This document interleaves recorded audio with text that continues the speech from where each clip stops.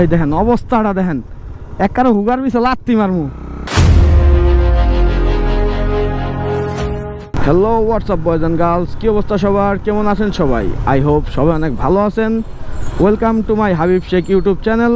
আজকে হচ্ছে এপ্রিল মাসের 2 তারিখ, আর আমার বাইকের ঘড়িতে সময় হচ্ছে 11টা 23 মিনিট। এখন আমি আছি মাওয়া এক্সপ্রেসওয়েতে, আর হঠাৎ করেই একটু গোপালগঞ্জ যাওয়া লাগতেছে একটা জরুরি কাজের জন্য।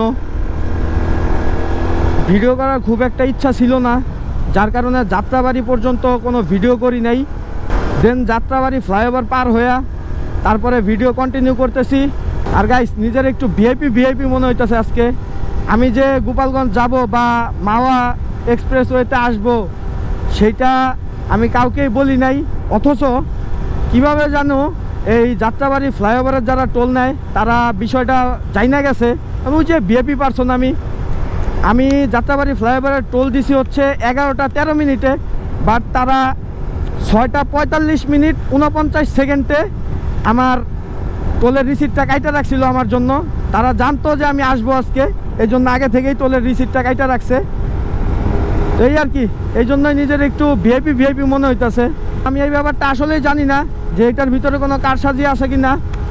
যদি থাকে তাহলে আমার কিছু করার নাই, যদি না থাকে তাহলে আমাদের দেশের জন্য ভালো।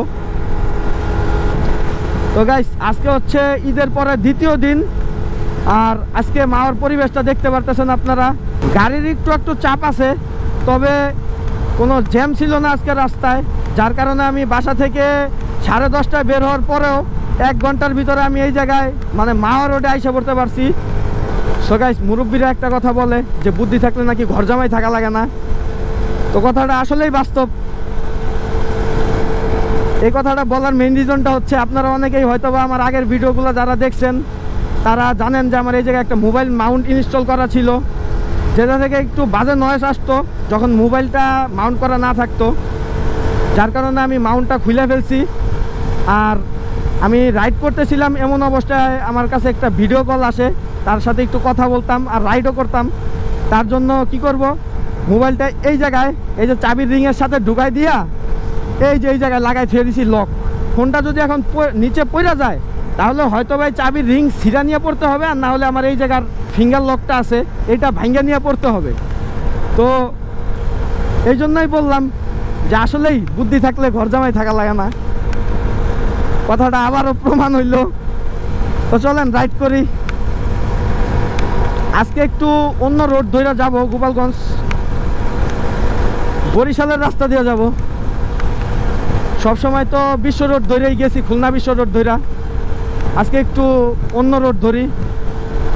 আমি যদি বরিশালের রোড দিয়ে যাই তাহলে আমার প্রায় 30 কিলোমিটারের মতো সেভ হবে। তো 30 কিলোমিটার কিন্তু অনেক কিছু। সো গাইস, রাইট নাও পদ্মার টোল দিয়ে এখন আমরা ব্রিজের দিকে রওনা দিলাম। আর আমার কিছু কলিজার ভাই ব্রাদার যারা আমাকে সত্যিই খুব মিস করতেছিল, তবে সত্যি কথা বলতে গেলে আমিও তাদেরকে অনেক মিস করতেছিলাম, কিন্তু কিছু করার নাই, যেহেতু একটা ব্যবসা প্রতিষ্ঠান নিয়ে বসছি, তো ওই দিকেও একটু ফোকাস দিতে হয়। তো এই আর কি। আর গাইস, আমি আমার বাইকে এক্সস্টটা লাগানোর পর থেকে কিছু কমেন্ট আমার কাছে অনেক বেশি আসতেছে, যেমন আমার বাইকের কি অ্যাক্সেলারেশনটা বাড়ছে কিনা বা মাইলেজে কোনো ইফেক্ট পড়ছে কিনা, এইসব টাইপের অনেক ধরনের কমেন্ট আসতেছে আমার কাছে। যে আমার বাইকের মাইলেজে কোনো পরিবর্তন আসছে কিনা, তাহলে বলতে হবে আমার মাইলেজে খুব একটা আহামরি কোনো পরিবর্তনই আসে নাই। আগে যেরকম ছিল ঠিক সেরকমই আছে, হয়তো বা 19-20-এর কোনো তফাৎ হইতে পারে, এর বেশি কিছু না। আর বাইকের পারফরমেন্স নিয়ে যদি বলি, পারফরমেন্সটা আগের থেকে তুলনামূলক সামান্য কিছুটা বেশি হয়েছে। তো গাইস, আমরা কিন্তু বর্তমান যুগে আইসা 2 টাকাকে মাঝে মাঝে অনেক ছোট করে দেখি, যে 2 টাকা এটা কোনো জরুরি না। আবার অনেক সময় সেই 2 টাকাই এমন জায়গায় কাজে লাগে যে জায়গায় ওই 2 টাকা ছাড়া কাজটা সম্পূর্ণ করা সম্ভবই না। তো আমার বাইকের পারফরমেন্সের সাথেও ঠিক সেরকমই একটা ব্যাপার স্যাপার হয়েছে। যতটুকু পারফরমেন্স বৃদ্ধি পাইছে সেটা কোনো কাজের না, আবার অনেক সময় কাজের লাগেও যায়। সব থেকে বড় কথা যেটা বাইকে এক্সস্ট লাগানোর মেইন কারণটা হিরো থ্রিলার 4B'র যে স্টক সাইলেন্সারটা আসে, তো ওই সাইলেন্সারটা পার্সোনালি আমার কাছে পছন্দ হয় নাই বা ভালো লাগে না, যার কারণে আমি ওই সাইলেন্সারটা চেঞ্জ করে আফটার মার্কেট এক্সস্ট ইনস্টল করছি আমার বাইকে। সো গাইস, রাইট নাও আমি এখন আছি বরিশাল হাইওয়েতে। ভাঙ্গা থেকে আমি বরিশাল হাইওয়েতে ঢুকে গেছি। আমি এদিক দিয়ে গেলে আমার মোটামুটি 30 কিলোমিটারের মতো সেভ হবে। আর 30 কিলোমিটার সেভ হওয়া মানে 1 লিটার ফুয়েল সেভ হওয়া, এটাও অনেক বড় ব্যাপার। তবে এই রোডটা একটু ভাঙ্গা টাঙ্গা বেশি। ওই খুলনা হাইওয়ে দিয়ে গেলে হয়তো বা একটু ভালো রোড পাইতাম, তবে ওই দিক দিয়ে একটু ঘুরতে হইতো বেশি।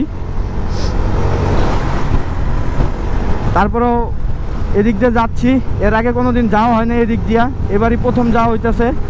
এখান থেকে সরাসরি টেকেরহাট যাব, দেন টেকেরহাট থেকে ভিতর দিয়ে চলে যাব আমার ডেস্টিনেশনে।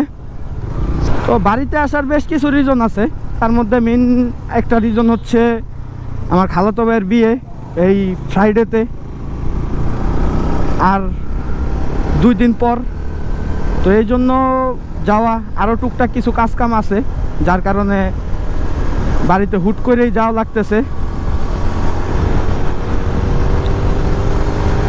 তো চলেন আমরা বরিশাল হাইওয়েটা একটু এক্সপ্লোর করি, দেখি বরিশাল হাইওয়েটা কীরকম। গাড়ির চাপটা মোটামুটি অনেক, গাড়ি অনেক বেশি এই রোডে। সো গাইস, ঘটনা যেটা হয়েছে, 30 কিলো সেভ করতে যায় বরিশাল রোড দিয়ে ঢুকলাম। এদিকের যে এই রাস্তার কন্ডিশন, এই দেখেন অবস্থাটা দেখেন, একবারে হুগার পিছে লাত্তি মারমু, হুগার পিছে লাত্তি মারার দরকার এটি, বুঝছেন। আর যখনই মারমু তখন কইবেন যে আপনারা কমেন্টে হুমানে হাবিব শেখ ভালো না খারাপ, হাবিব শেখ এই করছে সেই করছে। এখন যদি ক্যামেরাটা অফ থাকতো, দেন আমি মাইরের ফুটেজটা যদি দিতাম খালি, তাহলে তো কমেন্টের বন্যা বসে পড়তো, ভাই আপনি ভুল করছেন। কি আর বলবো, কিছুই বলার নাই। সো গাইস, এই রোডের দেখতেই পারতেছেন জায়গায় জায়গায় সতর্কতামূলক সাইনবোর্ড লাগানো, রাস্তার নির্মাণ কাজ চলতেছে, ধীরে চলুন সাবধানে চলুন। এরপরে আর এই রোড দিয়ে ঢুকবো না, আমার 30 কিলো পথ বেশি ঘুরে যাওয়া ভালো, রাস্তা ভালো ওই দিক দিয়ে চালাও মজা পাওয়া যায়। এদিক দিয়ে ঝাঁকির উপরে আছি খালি, মানে ঢাকা থেকে ভাঙ্গা পর্যন্ত আসতে আসতে যতটুকু কষ্ট না হয়েছে, বেশি না, এদিক থেকে বেশি চালাই নাই, প্রায় 7-8 কিলোর মতো রাইড করছি, তার থেকে বেশি কষ্ট অলরেডি হয়েই গেছে। গাইস, আজকে 3-4 দিন এরকম গরম পড়ছে যেটা বলার বাইরে। তার ভিতর দিয়ে আমি রাইডিং জ্যাকেট পরে যেহেতু রাইড করতেছি, অনেকে এরকমভাবে লুক দিতেছে মনে হয় আমি পাগল হয়ে গেছি, ঠিক আছে। কারণ রাইডিং জ্যাকেটটা বাংলাদেশের মানুষের কাছে সচরাচর পরিচিত না, তারা এই জিনিসটা খুব ভালোভাবে চিনে না, যার কারণে এরকম রিয়াকশন দিতেছে অনেকে। এক দোকানে দাঁড়াইছিলাম, দাঁড়ায় আমি ব্যাটারিটা চেঞ্জ করলাম, একটু পানি খাইলাম। তো সাইডে আমার একজন জিজ্ঞেস করতেছে যে ভাই আপনার কি গরম লাগে না, অথচ আমার শরীর দিয়ে ঘাম অলরেডি পড়তেছে, সে দেখতেছে, তারপরে ওই কোশ্চেনটা করছে। পরে আমি বললাম ভাই এই জিনিসটা তো ম্যাশ, বাতাস ঢুকে এটার ভিতরে, সমস্যা হয় না। আর তার ভিতর দিয়ে আমি সামনের চেনটা খুলে রাখছি, তো সমস্যা হইতেছে না। কোথাও দাঁড়াইলে তখন একটু গরম লাগে, তবে বাইকটা যখন রাইড করি তখন কোনো সমস্যা হয় না। রাইট নাও আমরা টেকেরহাট চলে আসছি। উফ, এদিকে জ্যাম প্রচুর, জ্যাম ঠেলতে ঠেলতে অবস্থা খারাপ। মানে ঢাকায় জ্যাম খাই নাই তো, ঢাকার যে জ্যামটা খাওয়ার কথা ছিল সেটা আর কি এই টেকেরহাট এসে খাইয়ে গেলাম। এখন কোন দিক যাইতে হবে আমি সঠিক জানি না, একটু গুগল ম্যাপটা দেখে নেই, সব থেকে ভালো হইব এটা, শুধু শুধু উল্টা পাল্টা যায় লাভ নাই। আবার সেই আগের পদ্ধতি কাজে লাগাইতে হইব, ম্যাপ দেখতে হইব একটু। এই যে ফাইনালি আমার মোবাইল স্ট্যান্ড কমপ্লিট। ভাই 1 মিনিট ভাই,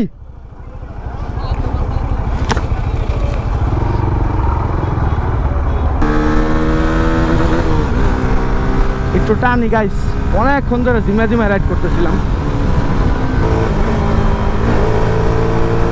ওহো, এই রাস্তাটাও ভালো, আগেরটার চেয়ে ভালো আছে গাইস। এরকম রাস্তা হইলেও রাইড করে মজা পাইতাম। তবে একটু আগে যে রাস্তাতে আসলাম গাইস, অবস্থা খুবই করুণ ছিল। ওদিক দিয়ে প্রায় রাইড করা হয়েছে আপনার 25-26 কিলোমিটারের মতো। যদিও গাইস এখান থেকে আমি চীনা যাইতে পারবো একা একাই, তারপরেও গুগল ম্যাপ লাগাই ধুয়ে দিলাম, থাক কইরা, সমস্যা নেই। কে বলে ভাই অ্যাপজেডে ফেজারে টান নাই, দেখেন দি হুমানে টান মার লইছে। আমি আমার ঠেলার 4 হুইলেও পারতাছি না আর লগে। হ্যাঁ ভাবতেছো হয়তো ভাইটা, কিন্তু আমি তো এটা ভাবতে দিতে পারি না। যদিও আমি একটা 4 হুইল রাইডার ছিলাম আগে, সাপড়ি 4 হুইল রাইডার। এই সাপড়ির কাটারটার নাম কাটানোর জন্য এই থ্রিলারটা নেওয়া। সো গাইস একটু আগে আমার সামনে 2টা 4 হুইল বাইক গেছে, তো আমাকে দেখা রাস্তা খালি, মানে হুদাই ভালো লাগলো কতক্ষণ। এই পাশে একবার ওই পাশে যায়, একবার এই পাশে এই পাশায়। আমার ক্যামেরাটা অফ ছিল, আমার সঠিক খেয়াল ছিল না, নাহলে আপনাদেরকেও একটু দেখাইতাম। দেন আমি আর ওদের সাথে ফাতরামি করি নাই, আমি এক জায়গায় ব্রেক নিছি, নিয়ে 2 মিনিট দাঁড়াইছি, এরপরে আবার রাইড করতেছি। ওরা হয়তো বা সামনে কোথাও আছে। সো গাইস আমার আর গন্তব্য পর্যন্ত পৌঁছাইতে আর মাত্র 11 কিলো বাকি। আমি এখন সরাসরি যাব আমার খালার বাড়িতে। তো ওই জায়গা থেকে দেন আমাদের বাড়িতে যাব, তারপর একটু নানু বাড়িতে যাব। এমনও হইতে পারে আজকেই ব্যাক করতে পারি, এমনও হইতে পারে 2 দিন লেটেও ব্যাক করতে পারি। মানে ব্যাক যে কবে করব ঢাকার দিকে সেটা এখনও সঠিক বলতে পারতেছি না। গাইস একটা প্ল্যান করছিলাম অনেক দিন ধরে। তো আমার সাথে আমার বন্ধু সেলিম, ওর যাওয়ার কথা ছিল। আমরা চিন্তা করছিলাম একটা কক্স ট্যুর দিব 4 তারিখে। 4 তারিখে বের হইলে 5 তারিখে গিয়ে কক্সে পৌঁছাইতাম, এরকম একটা প্ল্যান ছিল। মনে হয় ভালো রাস্তা শেষ, এখন আবার বক্কর চক্কর দিয়ে যাইতে হইব। তো যেটা বলতেছিলাম যে ওরে নিয়ে কক্সে যাওয়ার চিন্তা ছিল। আর আমার আরও কিছু ফ্রেন্ড সার্কেল, ওরা বান্দরবন গেছে 1 তারিখে, তো ওইখান থেকে ওরাও কক্সে আসতো, এরকম একটা প্ল্যান প্রোগ্রাম ছিল। যার কারণে আমি একটা পোস্ট দিছি ইউটিউবে যে আমার ব্যাটম্যান পুরাপুরি রেডি পরবর্তী রাইডের জন্য। বাট প্ল্যানটা হয়তো বা ক্যান্সেল হয়ে গেল, আর আমিও আমার ডেস্টিনেশনের কাছে পৌঁছে গেছি। আজকের ভিডিওটা এই পর্যন্তই। যদি ভিডিওটা ভালো লাগে তাহলে অবশ্যই লাইক, কমেন্ট অ্যান্ড শেয়ার করবেন, আর সাবস্ক্রাইব করে অবশ্যই হয়ে যাবেন আমাদের ফ্যামিলি মেম্বার। সামনে অনেক বড় বড় ট্যুর হবে ইনশাআল্লাহ। আপাতত এই পর্যন্তই, দেখা হচ্ছে পরবর্তীতে অন্য কোনো দিন অন্য কোনো ভিডিওতে। আর যতক্ষণ পরবর্তী ভিডিও নিয়ে আমি হাবিব না আসতেছি ততক্ষণ পর্যন্ত আমার পাশে থাকবেন, আমার জন্য দোয়া করবেন। আল্লাহ হাফেজ গাইস।